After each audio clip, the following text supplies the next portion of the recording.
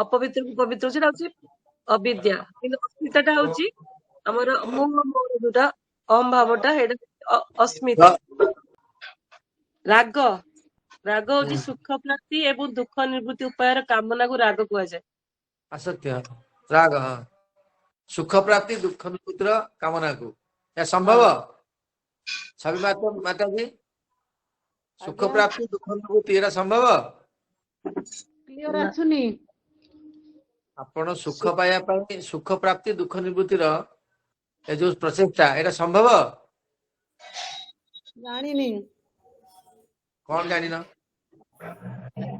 तुम जेतिक भोग अछि एटा कॉमन सेंस गोटे तुम जेतिक आपन जेतिक भोग अछि सेति भोगिबे दुख जेति सुख भोग सेति सुख भोगिबे एटा होछि प्रारब्ध प्रीफिक्स जोटा आपण चेष्टा कले भी आपण दुख जीवनी सेति पई प्रहलाद महाराज कहउछंती सुख प्राप्ति दुख निवृत्ति पई बुद्धू लोक चेष्टा करे बुद्धू बोकाटा चेष्टा करे बरम से समय कौन दरकार कारण जेति तुम भोग अच्छे आप भोग से भोग हम से भोग भोग भोग न पर्यंत भोगटा भोग न पर्यंत केवल आप सुख पाई पारे से बेटर सुड हूँ कौन ना तुम हरि भजन कर चल है अथवा अभिलाषित वस्तु को पाई पुणी अधिक पाइबार कामना को राग कुआ जाय तेणु जेतिक दरकार जावत भ्रियते जठरम स्थावत सत्व देहिना अधिक अधिक जो मन अभिमन्यते सस्तेर दर्दमहर्ति भागवत को श्लोक रे कहैछि एकदा चोर समान दंड पाए कर्म अधिका जो लोड़े चोर समान दंड पाए रुलता माता जी सतना मिछ एटा कर्म अधिक जे लोड़ई चोर समान दंड पाए किना बोलू आज्ञा महाराज कहीं बाबा कह शुण बाबा तो शुण कि आपण बाहर जानी ना मत कहब कौन आप बाहर जानी ना आप गृहस्थ कले तो जानी ना कौन हम ना बाबा महाराज प्रभु जी आप बही ना तो जानी ना ठीक अच्छे मुझे तो बाहर जानी बड़ भूल कर देती तुम बाहर कौन ठीक कर कहल देखिया खाली कांदी कांदी सिंगाणी मुझे दिन जाऊँगी नहीं कि मंत्री प्रभु सिंह मत कहे महाराज आप बाहर ना तो जानी ना ठीक है मुझे तो बाहर बड़ भूल कर महाभूल से महाभूल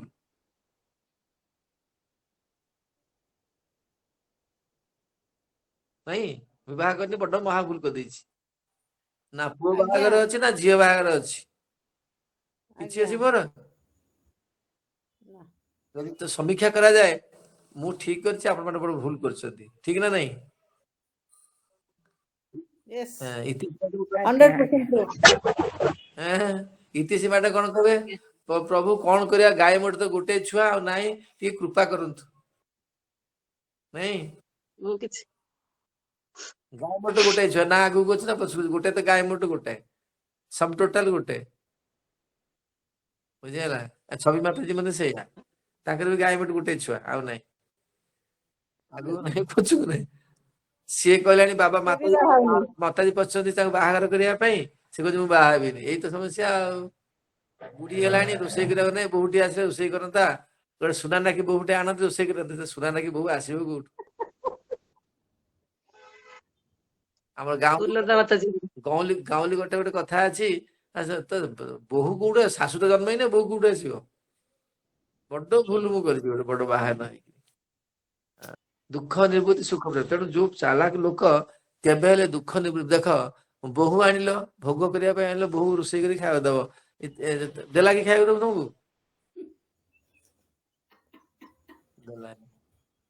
बर तुम कौन हरिभजन ताकू भूली जात ना मोर बहु ना कहीं ना मुझे एका बास रोषे कर खाइले आराम से रही आज्ञा उरलता बाजी टे कहतु ना शुणिए देह खराब होले महाराज के करिवो पुनी हमर आज्ञा आज्ञा सेया देह खराब किए करिवो से कथा बहु नदिले करिवो के सेया हम तमरे सेवा ध्यान रखिबे आपनकर जदि सेवा पाइबार थिबो केही ना केही से करिवे हां ଆଉ ସେବା ପାନରେ ବାପା ବୋହୁ ବି କରିବନି, ସେ ବୋହୁ କହିବ ବୁଢୀଟା ବଦମାସ ବୁଢୀ, ପୁଅଟାକୁ ମୋ ହଜବେଣ୍ଡ ହାତରେ ରଖି ତା ହଜବେଣ୍ଡ ସେ ହେଇଗଲା। ଆରେ ବୁଢୀ କେତେ କଷ୍ଟ କରିକି ପୁଅ ଅତି ଅନିଦ୍ରା କରିକି ପୁଅଟା ଜନ୍ମ କଲା। ମୋ ମା କଥା, ମୋ ମା 15 ବର୍ଷ ଖାଲି ଖାଲି ତପସ୍ୟା କରିଛି ମୋ ଜନ୍ମ କଲା। 15 ବର୍ଷ ତପସ୍ୟା କରିକି ଗଲା। ସେ ଆସି କହିବ, ତା ବୋହୁ ଆସି କହିଥାନ୍ତା ବୁଢୀଟା ବଦମାସି, ବୁଢୀଟା ବଦମାସି ନା ପଢେଇ ପଢି ପଢିକା ସେ ଶିବ ମନ୍ଦିରରେ ଜନ୍ମ କରିଛି, ପୁଅଟା ବଦମାସି ନାଇଁ ନାଇଁ ହ ବୋହୁ ପୁଣି ଆଜିକାଲି କହୁଛନ୍ତି ଯୋଉଠି ଶାଶୁ ନଥିବ ମୁଁ ସେଇଠିକି ଯିବି। ହଁ ସେଇଠିକି ଯିବି, ଆଉ ଶାଶୁ ନଥିବ ସେଇଠିକି ଯିବି। ଶାଶୁ ଥିଲେ ଅଲଗା ଆଉ, ଶାଶୁ ନଥିବ ହଜବେଣ୍ଡ ଗଲା ବାହାରକୁ, ମୁଁ ବସିକି ଆରାମ କଲି ଅନ୍ୟ ପୁଅ ସହିତ ଗପିଲି। ଶାଶୁ ବୁଢୀଟା ଥିଲେ ସିନା ହଇରାଣ କରିବ। ଖୁଲା କଥା ଗୁଡାକ। ତମ ସମୟଟା ସବୁ ଥିଲା କି? ହରେ କୃଷ୍ଣ, ଆପଣ ମାନଙ୍କ ସମୟରେ ଥିଲା? ଆପଣ ମାନଙ୍କ ପାଠ ପଢି ନାହାନ୍ତି? ଆଜିକାଲି ଶାଶୁ ବୋହୂ ମାନେ, ମୋର ଚେଲା ଗୋଟେ ବାହାର କରିବାକୁ ଗଲି ଯେ, ବାହାର କଲି, ସେଠୁ ବାହାର କଲା ପରେ କଥା ଆସିଲା, ସେ ଏମଟେକ୍ ସମୟରେ କଣ କଣ କରୁଥିଲା, କୋଉ ପୁଅ ପିଛାରେ ବସିକି ଯାଉଥିଲା, କଣ କରୁଥିଲା। ମୁଁ ତାକୁ ପଚାରିଲି ସେ କଣ ଖବର ଆସି ପହଞ୍ଚିଲାଣି। ସେ ମତେ ସେ ପଚାରିଲା, ତାକୁ ସେ କହୁଛି, ସିଏ କିଏ, ସେ ଚେଲା କହୁଛି, ଯାହାକୁ ଭାବୁଛି ଝିଅଟା କହୁଛି, ଝିଅ କହୁଛି ଦ୍ୟାଟ୍ ୱାଜ ଦ ସିଚୁଏସନ। ଶୁଣୁଛ ତ? ଶୁଣିଲ ତ? ବାପା ତାକୁ ବାହା ହେନା, ସେଇଟା ବାହା ହେଇଯାଇଛି କାହାକୁ? ଗୋଟେ ପୁଅଟେ ଝିଅକୁ ବାହା, ଗୋଟେ ପୁଅଟେ ସ୍ତ୍ରୀ ଲୋକକୁ ବାହା ହେନା, ବାହା ହେନା ତାକୁ। That was the situation. ଆମକୁ ପାଠ ପଢଉଛନ୍ତି ନାଇଁ କି, ଆମକୁ ପାଠ ପଢଉଛନ୍ତି। That was the situation. Chastity କଥା କହିଲେ ସେଟା ଗୋଟେ ଡିକ୍ସନାରୀରେ କଥା ହେଇଗଲାଣି। ମାତାଜୀ, ଛବି ମାତାଜୀ, ବାହାର କଥା ନୁହଁ। ନାଇଁ ନାଇଁ, ଚାଷ୍ଟିଟି କଥା କହିଲେ, ସତୀତ୍ୱ କଥା କହିଲେ ସେଟା ଗୋଟେ ଡିକ୍ସନାରୀ ଶବ୍ଦ ହେଇଗଲାଣି, ଆଉ ନାଇଁ ପ୍ରାକ୍ଟିକାଲ ସେଟା ହଉନି। ଠିକ ନା ନାଇଁ? ଆପଣ କଣ କୋଉ ସ୍କୁଲ ପାଠ ପଢିନଥିଲେ ନା ଆମେ କଣ ପାଠ ପଢିନଥିଲୁ? ତମେ ଏକା ପାଠ ପଢିକି ଯାଇଛ। ସେଥିରେ ଆପଣ ମାନଙ୍କର ଜ୍ଞାନ ଉଦୟ ହେବା ଦରକାର। ଆମେ ମାନେ କିପରି ଆମେ ସହିବୁ, ବାସ୍ ମୋର କପାଳରେ ନାହିଁ ମାନେ ବାସ୍ ସହିଲା। କିଏ ଆଣି ଦେଇପାରିବ? ଆମର ପରିବାରରେ ମୋ ମାଇଁ ମତେ ଚାହିଁଲା ପୁଅକୁ ରଖିବା ପାଇଁ, ମୁଁ ବାବା ଯାଇଥିଲି। ମାଇଁର 5ଟା ଝିଅ, ସାନ ମାଇଁର 5ଟା ଝିଅ, ବହୁ କଷ୍ଟ କରି ଗୋଟେ ପୁଅଟେ ପାଇଲେ। ହଉ, ଯାହା ଗୋଟେ ପୁଅଟେ ପାଇଲେ ଭଲ ହେଲା। MBA MCom କରିବଲ, ଆଜ୍ଞା। MBA MCom ହେଲା। ମାମୁଁ ଆଉ ଆମକୁ ପଚାରିଲେନି, ଆମେ ବାବାଜୀ ହେଇଗଲୁ କୁଳାଙ୍ଗାର। ମାମୁଁ ଆଉ କାହାକୁ ନ ପଚାରି ପୁଅକୁ ବାହାର କରିଲେ ଭୁବନେଶ୍ୱର ଗୋଟେ ଝିଅଟାକୁ। ଆମ ସାନ ଭାଇ ଆଇଲା ବେଳକୁ ସେ ଆଉ ଗୋଟେ ପୁଅ ସହିତ। ହରେ କୃଷ୍ଣ। ଗଲା ଲଗେଇଦେଲା ଆଉ କଣ। ବୁଢାର ଧନ ସମ୍ପତ୍ତି ଯେତେ ଥିଲା ସବୁ ବେକାର ଲଗେଇଲା ରସି। ଆରେ ଇଏ କାପୁରୁଷ, ଯଦି ସେ ରସି ଲଗେଇଦେଲା, ତମେ କଣ ଆଉ ଗୋଟେ ବାହା ହେଇ ପାରିନଥାନ୍ତ? ଛବି ମାତାଜୀ, ଏତେ ଆସକ୍ତି, ସୁନ୍ଦର ଶ୍ରୀପତି, ଏଇଭଳି ସଂସାର। ତ ଦୁଃଖ ନିବୃତ୍ତି, ସୁଖ ପ୍ରାପ୍ତି କେବେ ପ୍ରଚେଷ୍ଟା କର ନାହିଁ। ଦୁଃଖ ଯେମିତି ଚାହିଁନା ଆସିଛି, ସେ ସୁଖ ବି ଅଟୋମେଟିକ ଆସି ପହଞ୍ଚିବ ହେଲା। ଦୁଃଖ ନିବୃତ୍ତି ସୁଖ ପ୍ରାପ୍ତି ଦ୍ୱାରା ଦୁଃଖ ନିବୃତ୍ତି ହବ, ଏଟା ଭୁଲିଯାଅ। ସବୁ ବୁଝି ହଉଛି ନା? କିନ୍ତୁ ସୁଖ ନିବୃତ୍ତି, ଦୁଃଖ ପ୍ରାପ୍ତି କେହି ବିଦ୍ୱାନ ବ୍ୟକ୍ତି ଚେଷ୍ଟା କରିବା ହଉଛି ଅନୁଚିତ ସବୁବେଳେ। ତେଣୁ ସୁଖ ତାର ଯେମିତି ଆସିଛି ତା ବାଟେ ସେମିତି ଯିବ, ତାପରେ ସୁଖ ଦୁଃଖ ଆସିବ। ସୁଖ ଦୁଃଖ ଯେମିତି ଆସିବ ସେ ସୁଖ ତ ବାଟରେ ପଳେଇଯିବ, ତାପରେ ସୁଖ ଆସିବ। ଦିନ ପରେ ରାତି, ରାତି ପରେ ଦିନ ରାତି ପାଇଁ କିଏ ପ୍ରଚେଷ୍ଟା କରୁଛନ୍ତି କେବେ? ଜାଣିଛନ୍ତି ସମସ୍ତେ। ଦିନ ରାତି ପାଇଁ କିଏ ପ୍ରଚେଷ୍ଟା କରୁ? ସେ ସୁଖ ନିବୃତ୍ତି, ଦୁଃଖ ପ୍ରାପ୍ତି ପାଇଁ କେବେ ଚେଷ୍ଟା କରିନି, ବରଂ ଭରି ଭଜନ କର। ହରେ କୃଷ୍ଣ। ଏବେ ମୋ କଥା ମାନୁନ ହେଲା, ସେବେ ମନେ ଯେତେବେଳେ ପୁଣି ବୁଝା ଯେତେବେଳେ ହଇରାଣ ହବ ତୁ କହିବୁ ନା ସେତେବେଳେ, ବୁଝିଲା? ସେତେବେଳେ କେହି ତୁମକୁ ସବୁ ଇଏ କରିପାରିବେନି। ମହାରାଜ ମୋ ଭଳିଆ। ହଁ ହଁ, ସବୁ କିଛି ଆପଣ ଜାଣିନାହାନ୍ତି, ବାହା ହେଲେଣି ତ ଜାଣିନାହାନ୍ତି। ହଉ ମହାରାଜ ଜାଣିନାହାନ୍ତି ଆଉ କଣ କରିବା। ମହାରାଜ ବଡ ଭୁଲ କରିଛନ୍ତି ଆଉ ବାହା ନ ହେଇକିରି ଆଉ। ଗୋଟେ ଝିଅ ବଳି ପଇଲା ଆଉ, ନାଇଁ କି? ମହାରାଜ ବାହା ହେଲେନି, ଗୋଟେ ଝିଅ ବଳି ପଇଲା। ନାଇଁ ରେ, ବାୟୁମଣ୍ଡଳ କଟକ ଚିନ୍ତା। ବାୟୁମଣ୍ଡଳ କଟକ ଚିନ୍ତା ନାଇଁ। ବିଦ୍ୱାନ ବ୍ୟକ୍ତି ଦୁଃଖ ନିବୃତ୍ତି, ସୁଖ ପ୍ରାପ୍ତି କେବେ ବି ଚେଷ୍ଟା କରିବ ନାହିଁ, ବୁଝିଲ? ଆଜ୍ଞା। ମୋର ଏକ୍ସପିରିଏନ୍ସ ମୁଁ କହୁଛି, ବ୍ୟକ୍ତିଗତ କଥା। ମୁଁ ଯେତେବେଳେ ସନ୍ନ୍ୟାସ କ୍ୟାଣ୍ଡିଡେଟ ହିସାବରେ ୱେଟିଂ ଲିଷ୍ଟରେ ଆସିଗଲି, ତମେ ତ ଜାଣିଛ। ହରେ କୃଷ୍ଣ। ଆଜ୍ଞା। ମୋ ନାଁରେ କମ୍ପ୍ଲେନ ଦିଆଗଲା, କମ୍ପ୍ଲେନ କଲା କାରଣ ମୋ ସାଙ୍ଗସାଥି ମାନେ ଦେଖିଲେ ଇଏ ଆମ ଗ୍ରୁପରୁ ବାହାରି ପଳେଇ ଯାଉଛି, ତେଣୁ ସେ ଇର୍ଷା ପରେ ଆଣି କମ୍ପ୍ଲେନ ଦେଲେ। କମ୍ପ୍ଲେନ ଦେଲା ପରେ ମୋର କଣ ହେଲା, ମତେ ଡେପୁଟେସନ ପଡିଗଲା 5-6 ବର୍ଷ ବନବାସ। ମୁଁ ଦେଖିଲି ଇଏ କାମ କିଛି ନୁହଁ। ମୁଁ ସବୁ ଚେଷ୍ଟା କଲି, ମୋର ତ ଚିହ୍ନା ପରିଚୟ ଉପରେ ଜିବିସି ଲେବୁଲରେ ସୈମା ସେ ବୁଝିପାରୁଛନ୍ତି ତ, କିଛି ଚିହ୍ନା ପରିଚୟ। ମୁଁ ସେଠୁ କଣ କଲି, ନାଇଁ ଦୁଃଖ ନିବୃତ୍ତି ସୁଖ ପାଇଁ କାହିଁ ଚେଷ୍ଟା କରିବି, ତ କାଳର କ୍ରମ ଅନୁସାରେ ହବ, ଯୋଉଦିନ ହବ ମୁଁ ଜାଣିଛି। କଣ ହେଇଛି ନା, କାଳର କ୍ରମ ଅନୁସାରେ ଯୋଉଦିନ ହବ, ସ୍ତ୍ରୀ ବାସ କରାହେଇଛି, ସ୍ତ୍ରୀ ଗର୍ଭସ୍ଥ ହେଇଛି, ପୁଅଟେ କି ଝିଅଟେ ତାର ଫୁସୁରି ଯିବ, ଯାହା ତ ହବ, ଏତେ ଭାବିବାରେ କଣ ଅଛି। ହରିବୋଲ, ବୁଝିଲା ନା। ସ୍ତ୍ରୀ ବାସ କରାହେଲା, ଗର୍ଭରେ ଶିଶୁ ଅଛି, ପୁଅଟେ ହବ ନା ଝିଅଟେ ହବ, ଆଉ ଗୋଟେ କିଛି ଗୋଟେ ନହେଲେ ଫଲ୍ସ ଫୁଟିଯିବ, ଏ ନା। ଆଉ କଣ ହବ ଦେଖିଆ, 4 ନମ୍ବର ହବ କି କିଛି? 4 ନମ୍ବର କିଛି ହବ କି? କହୁନାହାନ୍ତି ରେ, 4 ନମ୍ବର କିଛି ହୁଏ ବୋଲି ଜଣା ପଡୁନାହାନ୍ତି।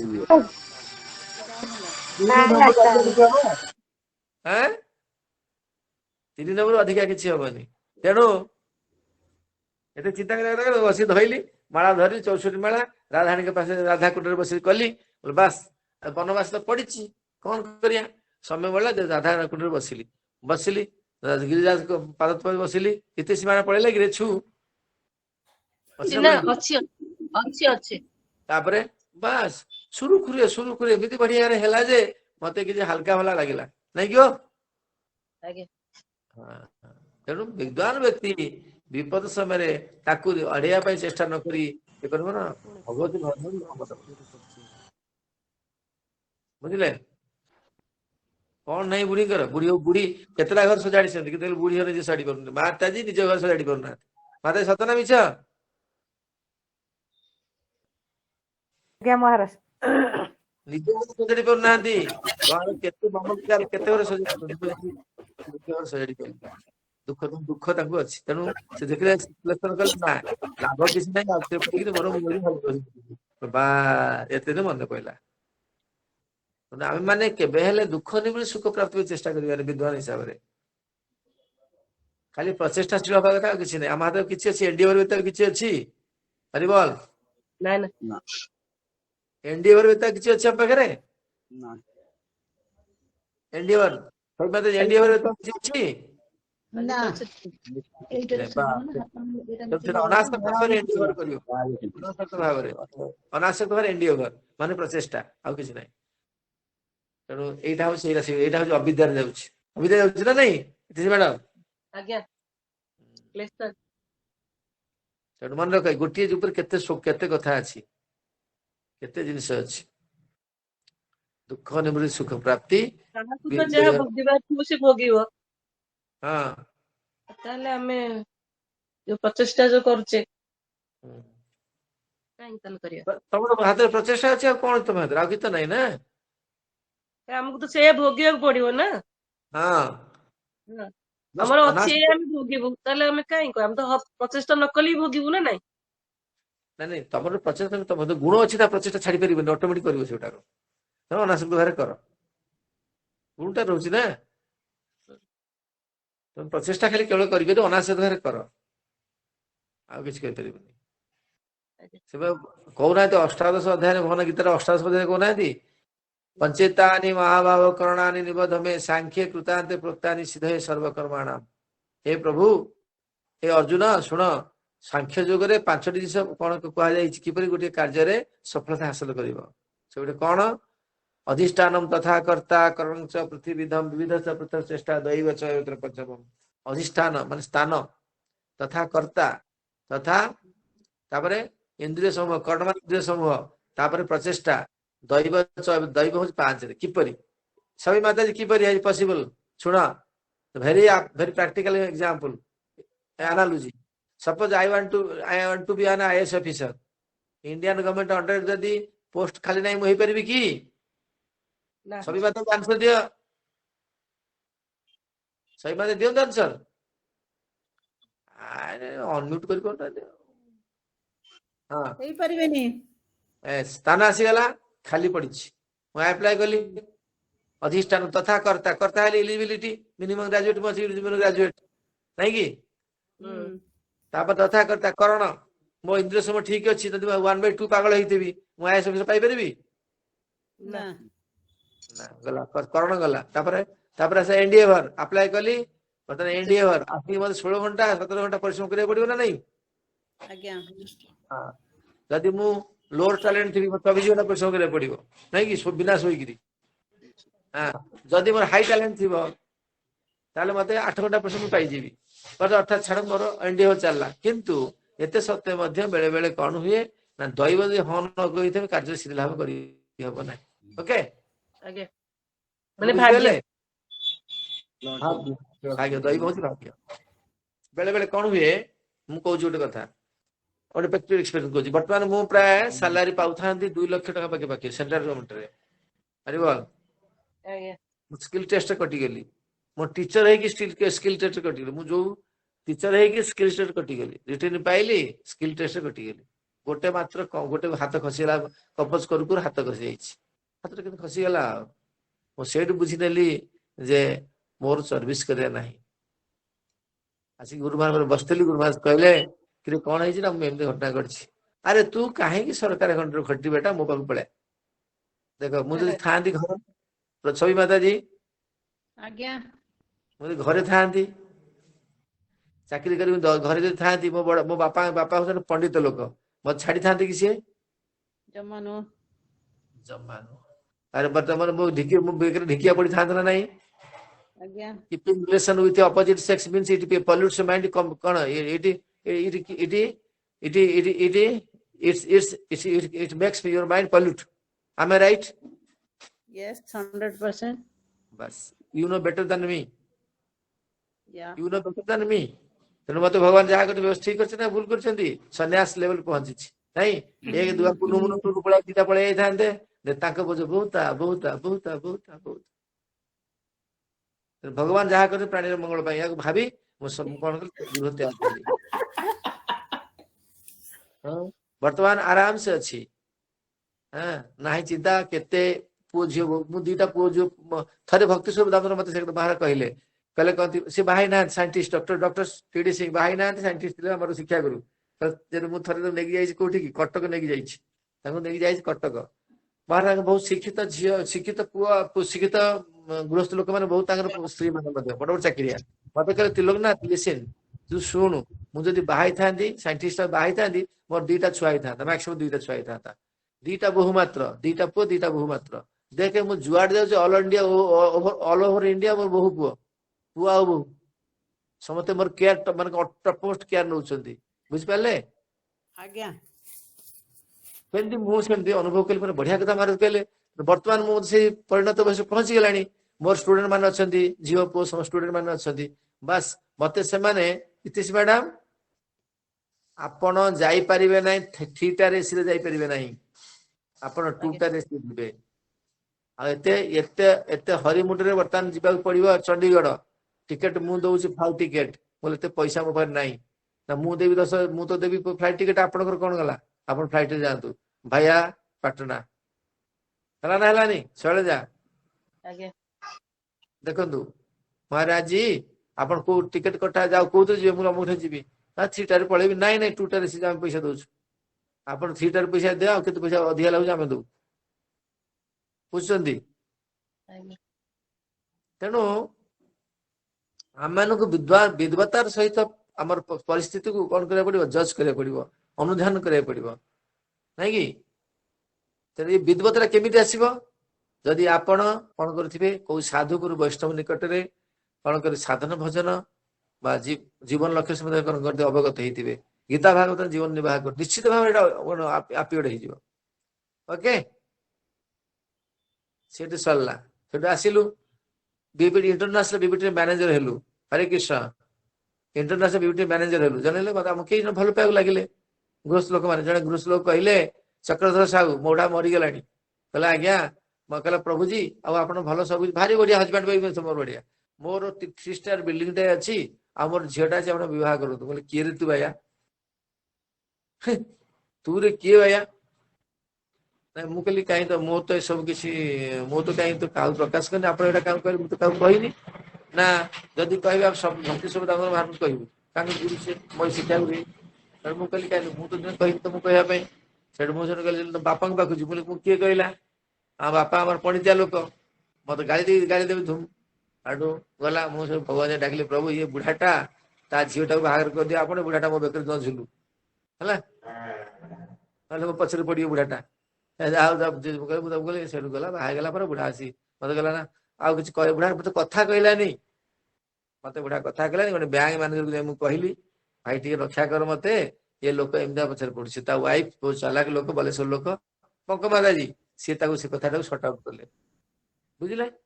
ତେଣୁ ବିଦ୍ବତ୍ତା ତା କୋଉଠୁ ମିଳିବ? ଆପଣ ଯଦି ପ୍ରକୃତ ଭାବରେ ପ୍ରଭୁଙ୍କ ପାଖରେ ଶରଣାପନ୍ନ ହେଇଥିବେ, ଏ ବିଦ୍ବତ୍ତାଟା ମିଳିବ ଆପଣଙ୍କୁ। ତେଣୁ କୌଣସି ଏକ ପ୍ରୋବ୍ଲେମ ସଲ୍ଭ କରିବାକୁ ହେଲେ ଭଗବାନ ପରେ ସମ୍ପୂର୍ଣ୍ଣ ଶରଣାଗତ ହୁଅ, ପ୍ରଭୁଙ୍କ ନାମ ଜପ କର। ଦଦାମି ବୁଦ୍ଧି ଯୋଗ ତମ ମୁଁ ପୂଜାନ୍ତି ତେ, ସିଏ ଆପଣଙ୍କୁ କୃପା କରିବେ। ବୁଝିପାରିଲ? ତେଣୁ ଆମେ ଯେତେବେଳେ ଶାସ୍ତ୍ର ପଢୁଛେ, ବାସ୍ତବ ପ୍ରୟୋଗ ବିଧି ବା ପ୍ରାକ୍ଟିକାଲ ଇମ୍ପ୍ଲିମେଣ୍ଟେସନ ଜାଣିବା ଦରକାର। କ୍ଲିୟର? ତେଣୁ ଆମେ ଏଇ ଅବିଦ୍ୟାରୁ ନିଶ୍ଚିତ ଭାବରେ ଭଗବତ ପାଦ ପଦ୍ମରେ ଶରଣାପନ୍ନ ହେଇ ଅବିଦ୍ୟା ନିଶ୍ଚିତ ଭାବରେ ଆମେ ମୁକ୍ତ ହବା। ଏ ଗୋଟିଏ ମାତ୍ର ଉପାୟ, ଦ୍ୱିତୀୟ ଉପାୟ ନାହିଁ। କାରଣ ପରମାତ୍ମା ହୃଦୟରେ ବାସ କରିଛନ୍ତି, ସେ ପ୍ରମ୍ପଟିଂ କରିଦେବେ। ଓକେ? ପରିସ୍ଥିତିରୁ କଣ ମୁକ୍ତ ହେବାକୁ ହେଲେ ଆମମାନଙ୍କୁ କଣ କରିବାକୁ ପଡିବ ନା ଭଗବତ ପଦାରବିନ୍ଦରେ ଶରଣାପନ୍ନ ହେବାକୁ ପଡିବ ହେଲା। ଆମେ ଭଗବତ ପଦାରବିନ୍ଦରେ ସମ୍ପୂର୍ଣ୍ଣ ଶରଣାଗତ ହେଇଯିବା, ସେତେବେଳେ କଣ ହବ ପଢିବା। ତେଣୁ ଆମ ଜୀବନରେ ଆମେ ତାକୁ କେତେ ଉପଲବ୍ଧି କରିପାରିଛେ, ତାକୁ ଅନୁଧ୍ୟାନ କରିବା ଦରକାର, ସମୀକ୍ଷା କରିବା ଦରକାର ଅଛି, ଯାହା କଣ ଶାସ୍ତ୍ର ଉପରେ ଆହୁରି ବିଶ୍ୱାସ ପଢିବ। ଏଇ ଅବିଦ୍ୟା ଦୂର ଆମେ କଣ କରିବା, ଭଗବାନ ପାଖରେ ଶରଣାପନ୍ନ ହେଇ କେବଳ ଆମେ କଣ କରିବା, ତାକୁ ପ୍ରାର୍ଥନା ଦୂର କରିବା। କରିବା। ହଁ, ନେକ୍ସଟ ଦେଶ କଣ? ଦ୍ୱେଷ। ଦେଶ ଦେଶ ସମ୍ବନ୍ଧରେ କଣ ଡେଫିନେସନ ଦିଆଯାଇଛି? ସୁଖ ଏବଂ ଦୁଃଖର କାରଣ ପ୍ରତି ବିରକ୍ତିର ନାମ ହିଁ ଦ୍ୱେଷ ଅଟେ। କଣ ହେଲା? ସୁଖ ଓ ଦୁଃଖର କାରଣ ପ୍ରତି ବିରକ୍ତିର ନାମ ହିଁ ଦ୍ୱେଷ ଅଟେ। ଗୋଟେ ଜିନିଷ ପ୍ରାପ୍ତି ଇଚ୍ଛା ଅଛି, ନ ପାଇଲେ ତାକୁ ଦ୍ୱେଷ ପ୍ରକାଶ କରିବା ନାଇଁ। ହଁ। ଅଙ୍ଗୁର ନ ଖାଇ ପାଇଲେ ଖଟା। ଏଇ ବିଷୟରେ କହୁଛନ୍ତି, ଚାଣକ୍ୟ କହୁଛନ୍ତି, ଅସକ୍ତ ତସ୍କର ବୈରାଗୀ। ଏଇ ଅସକ୍ତ ତସ୍କର ବୈରାଗୀ। ଅସକ୍ତ ତସ୍କର ମାନେ କଣ? ବୁଢା ହେଇଗଲା, ଚୋର ବୁଢା ହେଇଗଲା, ଦୌଡି ପାରୁନି। ଛି ଛି ରେ, ରାମ ରାମ, ଚୋରି ବିଦ୍ୟା ଭାରି ଖରାପ। ବୁଝିଗଲା? ତାପରେ ବୃଦ୍ଧା ସନ୍ନ୍ୟାସୀ, ବୃଦ୍ଧା ବେଶ୍ୟା ସନ୍ନ୍ୟାସୀ। ଯୁବତୀ ସମୟରେ ବହୁତ ଲୋକ ଚାହିଦା ଥିଲା, ବହୁତ ଲୋକ ଆସୁଥିଲେ ଯାଉଥିଲେ। ବୁଢା ହେଇଗଲା, ଲଳିତ ଚର୍ମ ବୁଢୀ ହେଇଗଲା, ଲଳିତ ଚର୍ମ ଗଳିତ ଚକ୍ଷୁ ହେଇଗଲା, କେହି ପଚାରୁନାହାନ୍ତି ଆଉ ଦେହର ପ୍ୟାସନ ନାହିଁ। ଛାଡ, ବେଶ୍ୟାବୃତ୍ତି କଣ, ସନ୍ନ୍ୟାସୀ ଜୀବନଯାପନ କରିବା। ନା ଆଜ୍ଞା। ଚାଣକ୍ୟ ଶ୍ଲୋକ। ତେଣୁ ନାଇଁ, ତେଣୁ ଦ୍ୱେଷ ଭାବ କୋଉଠି ଆସୁଛି ନା ପ୍ରାପ୍ତି ବସ୍ତୁ ଯେତେବେଳେ ଅପ୍ରାପ୍ତ ହେଇଯାଉଛି, ଦ୍ୱେଷ ଭାବ ଆସୁଛି ନାଇଁ। ଏଥିରୁ ମୁକ୍ତ ହବାର ଅଛି। ଆଉ ଏତେ ବୁଝିବାର ଅଛି, ପ୍ରାପ୍ତି ଅପ୍ରାପ୍ତି ଏଟା ପୂର୍ବ ଜନ୍ମ ନା ପୂର୍ବ ଜନ୍ମ ନୁହେଁ, କର୍ମଫଳ।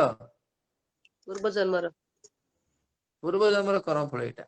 କୋଉ ଦ୍ରବ୍ୟ ପ୍ରାପ୍ତ ହବ ଅପ୍ରାପ୍ତ ହବ, ପୂର୍ବଜନ୍ମ କର୍ମଫଳ ନା ନାଇଁ। ଆଜ୍ଞା। ସେଥିପ୍ରତି ଲାଳାୟିତ ହେବାର କିଛି ପ୍ରয়োଜନ ଅଛି? ନାଇଁ ତ ମିଳିଲାନି, ନାହିଁ ମନ ଜଗତ ନାହିଁ, ଆଉ କଣ ହଉ। ଆଜ୍ଞା। ଏ ଜ୍ଞାନ ରହିବା ଦରକାର। ନେକ୍ସଟ ତାହେଲେ ଆର କଣ ହବ? ଇଜିଲି କଣ ଡେଫିନେସନ ଟା କଣ ହବ? ସେମାନେ ଗୋଟେ ଜିନିଷ ପ୍ରାପ୍ତି ହେଲା, ଇଚ୍ଛା ଅଛି ପାଇଲେନି, ଦେଶ ପ୍ରକାଶ ପାଇଲା, ପ୍ରାପ୍ତ ଦେଶ। ଆଉ କଣ, ଆଉ କଣ ବୁଝା ହବ? ଆଉ ଏତିକି ତ।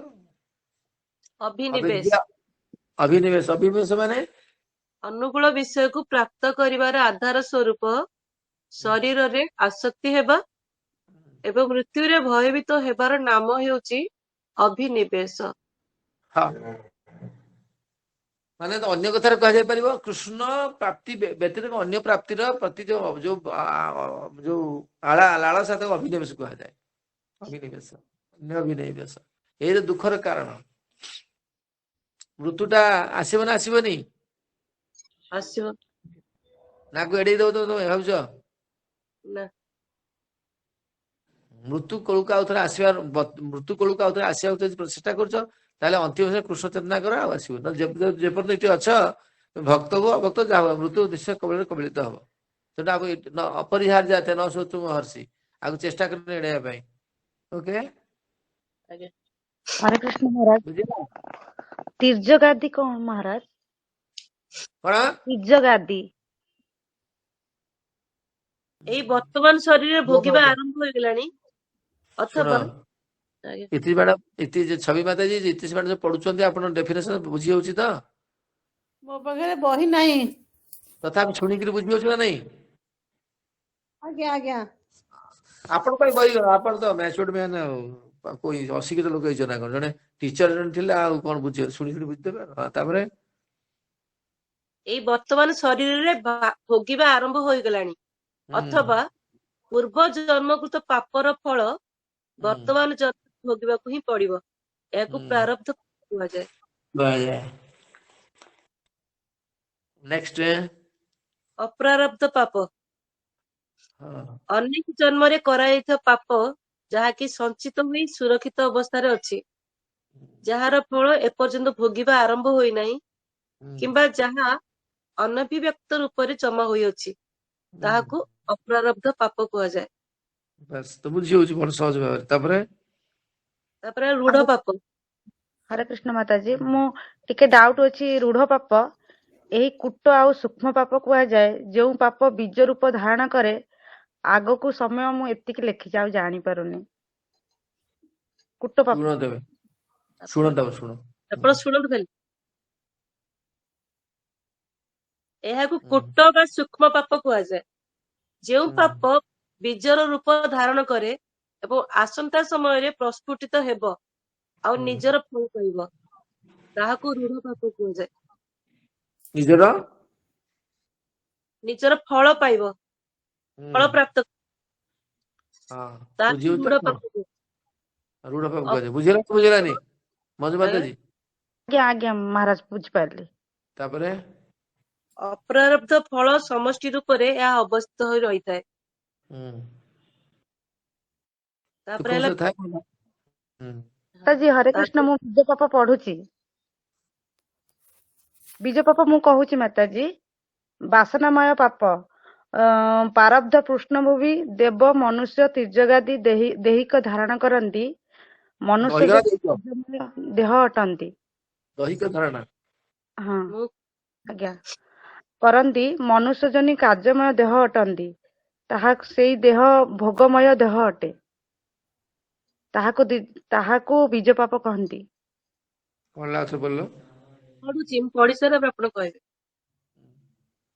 ବୀଜ ପାପ ହେଲା ଏହା ବାସନମୟ ପାପ ଅଟେ ବାସନା ରୂପରେ ରହିଥାଏ ଏବଂ ପ୍ରାରବ୍ଧର ପୃଷ୍ଠଭୂମି ଅଟେ ବାସନା ଆକାରରେ ଚିତ୍ତରେ ଏହା ଗୁପ୍ତ ରୂପରେ ରହିଥାଏ ଏବଂ ଯଥା ସମୟରେ ଭଗବାନଙ୍କ ଇଚ୍ଛାରେ ଏହା ପ୍ରାରବ୍ଧ ହୋଇ ନିଜର ଫଳକୁ ଭୋଗ କରାଇଥାଏ।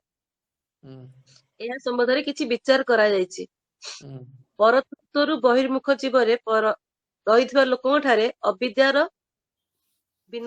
ଅବିଦ୍ୟା ବାସନାର ସୃଷ୍ଟି ହୁଏ ଏଇ ବାସନାକୁ ଭୋଗିବାକୁ ଦେବ ମନୁଷ୍ୟ ତୀର୍ଜଗାଦି ଦେହକୁ ଧାରଣ କରିବାକୁ ପଡିଥାଏ ଏହା ଅନାଦି କାଳରୁ ଚାଲି ଆସିଛି ଏଇ ଯୋନି ମଧ୍ୟରୁ ମନୁଷ୍ୟ ଦେହ ହିଁ ଜୀବ ପାଇଁ କର୍ମମୟ ଦେହ ଅଟେ ଏହା ବ୍ୟତୀତ ଦେବ ତୀର୍ଜଗ ଆଦି ଦେହ ହେଉଛି ଭୋଗମୟ ଦେହ ଏଥିରୁ ପ୍ରଚୁର ଭୋଗ ରହିଥିବା ଯୋଗୁ ଯେଉଁଥିରେ କି ବାସନାର ଉଦିତ ହୋଇଥାଏ ଏହା ଭୋଗର ଅନୁକୂଳ ହୋଇଥାଏ ଏବଂ ପ୍ରାରବ୍ଧ ସହିତ ହିଁ ସେମାନଙ୍କୁ ଭୋଗ ହୋଇଯାଏ ସେଇ ବାସନା ଚିତ୍ତରେ ଉଦୟ ହେବା ଯୋଗୁ ବୀଜ ରୂପରେ ସଞ୍ଚିତ ହୁଏ ନାହିଁ ଏକମାତ୍ର ମନୁଷ୍ୟ ଦେହ ହିଁ ନୂଆ ନୂଆ କର୍ମ ବୀଜ ସଞ୍ଚୟ ପାଇଁ ଯୋଗ୍ୟ ଦେହ ଅଟେ ବିଚାର କଲେ ଏହା ବୁଝାଯାଏ ଯେ ମନୁଷ୍ୟ ଭୋଗ କରିବା ଅପେକ୍ଷା ବାସନା ବା କାମନା କରିବାରେ ଅଧିକ କୁଶଳ ହୋଇଥାଏ।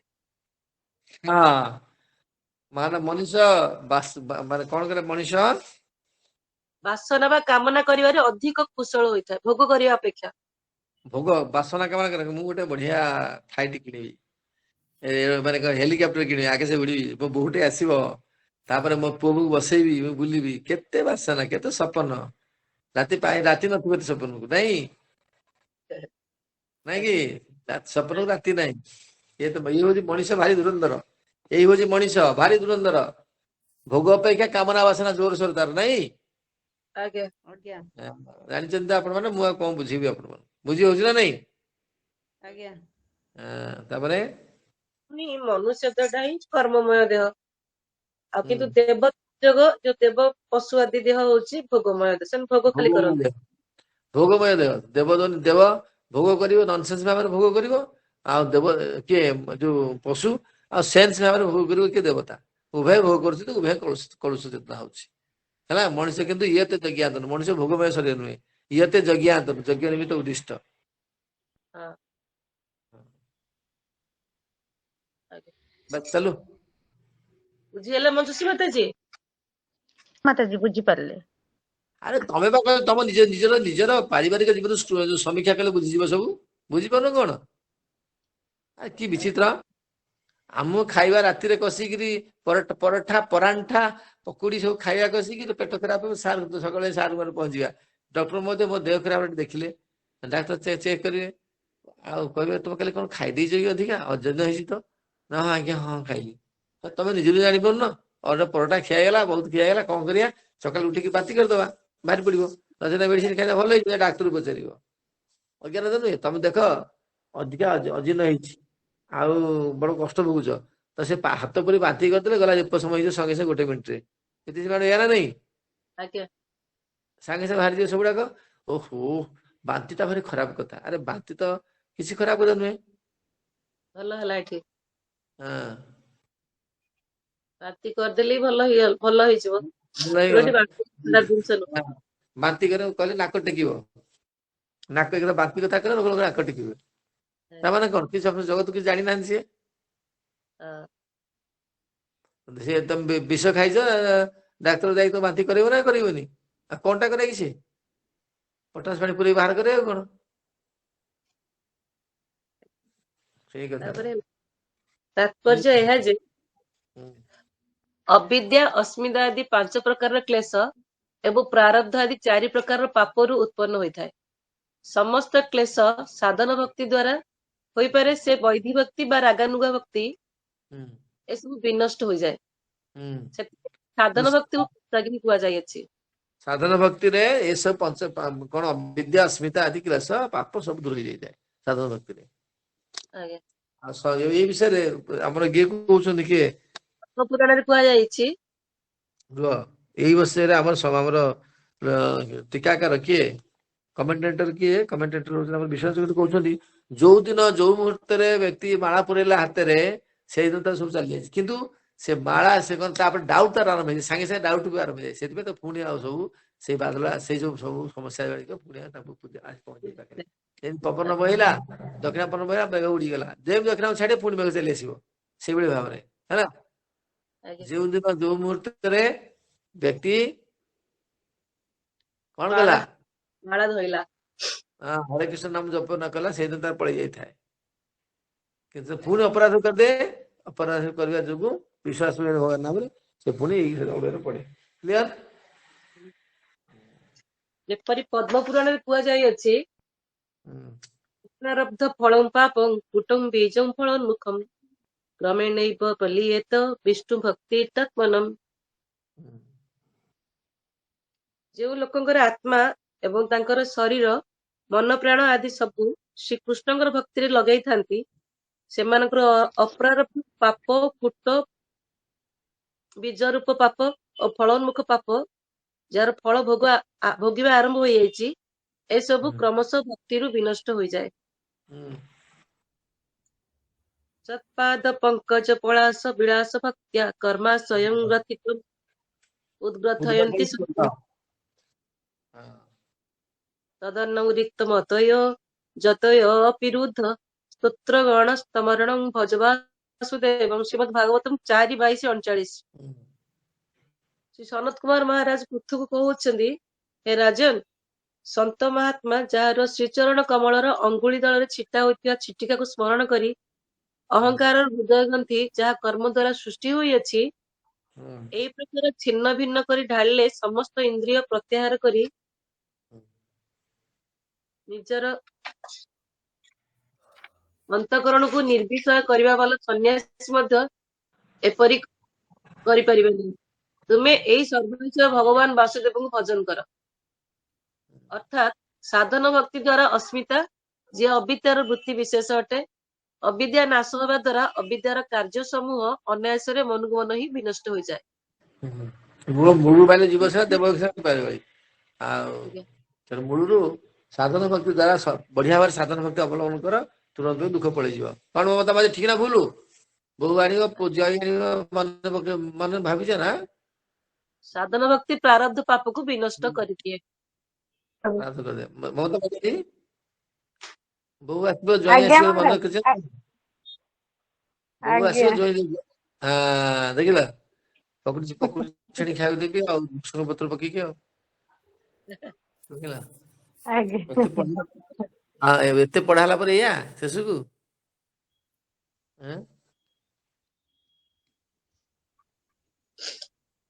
ଆଜ୍ଞା। ହଉ ଆଜି ସେତିକି ହଉ ଥାଉ। ଆଜି ଏତିକି।